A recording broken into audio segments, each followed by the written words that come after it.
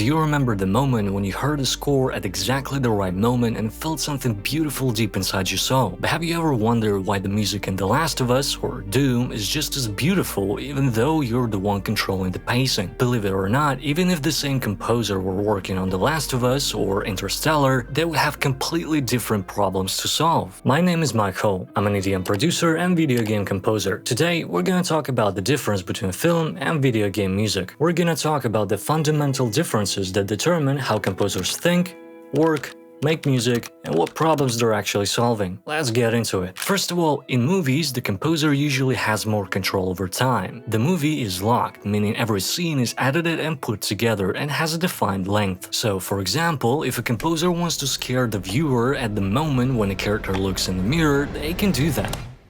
They know exactly when that moment is coming and how long it will last. Video game composers, however, don't have that luxury. When you're exploring Boston, or hiding from a monster, or just standing in a field petting a horse in Red Dead Redemption, the composer has no clue how long you're going to be there, or if you're going to be there at all. You might be there for 2 minutes, and you might be there for 2 hours. You might shoot the enemy, or you might just hide. You can't really predict the player's behavior, so the entire music system has to be designed to be flexible around what player might or might not do. That's the core challenge of scoring video games. You don't have a locked timeline to work with. But this is also where video game scoring gets genuinely fascinating. To solve this problem, people created something called adaptive or interactive music. It's basically music that responds to whatever it is that you're doing in real time. It makes the game feel alive and cohesive while keeping the music flowing between scenes flawlessly. I want you to think about your favorite modern video game. Let's say Serious Sam. You're running around, picking up ammo, and there's no music. As soon as there's an enemy, the music intensifies and the percussion kicks in. The more enemies are out there, the more the music changes. But here's the thing, every one of those music cues are not separate tracks, but rather a system of layers that the game engine is blending in real time based on what's happening on the screen. In a way, you're always watched. Composers build these systems using middleware software, that's a mouthful term, like WWise or Fmod. They're tools that are basically invisible to the player, but they're responsible for how the music interacts with gameplay. They represent an enormous amount of both compositional and technical work. You literally have to not only write a cohesive song, but also program it in a way that it flows naturally between different parts depending on the state of variables. It sounds complicated, but it's pretty fun once you're used to it, and film composers don't get to experience this fun. In the world of film scoring, a track plays, the scene ends, and you move on. You don't have to think about what if a viewer starts playing the same scene on repeat and if your score will loop perfectly.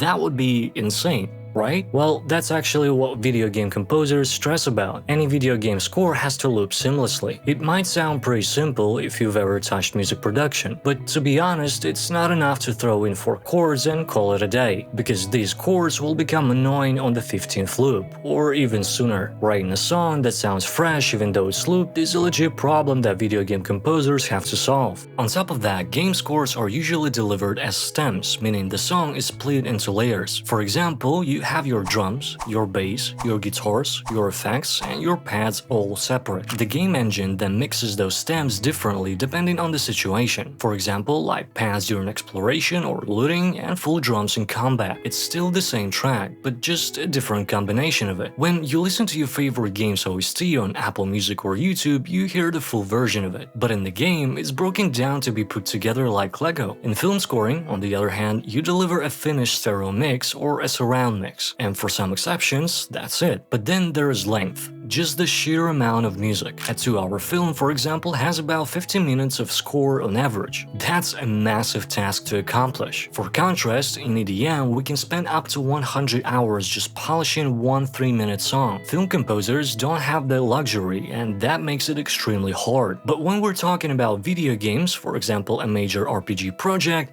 well, let's just say that going crazy is totally justifiable. For instance, World of Warcraft has over 155 hours of original music. 150 bloody 5 hours of music. In the 15-minute demo of my own video game, for example, there's over 30 minutes of music. The sheer amount of music is huge because you have to account for every possible action and make sure that your score is not annoying on the 15th playthrough. That changes everything about how you approach the work and how you think about music. You have to think in terms of systems and stems and not just beautiful standalone cues. And that kind of work, just like anything in video games, can break too. For instance, if we go back to the Serious Sam example, there is a known bug that you can't just reliably fix. If there is an enemy somewhere in the map that gets stuck in a wall, the music will be blasting like you're fighting the final boss forever, or until you find the poor dude. At the end of the day, film scoring is about precision and narrative. You're a storyteller working in perfect sync with the director's vision. Video games, on the other hand, is about flexibility, systems, and endurance as if you're running a marathon. You're building a musical world that has to hold up no matter what the player does, and both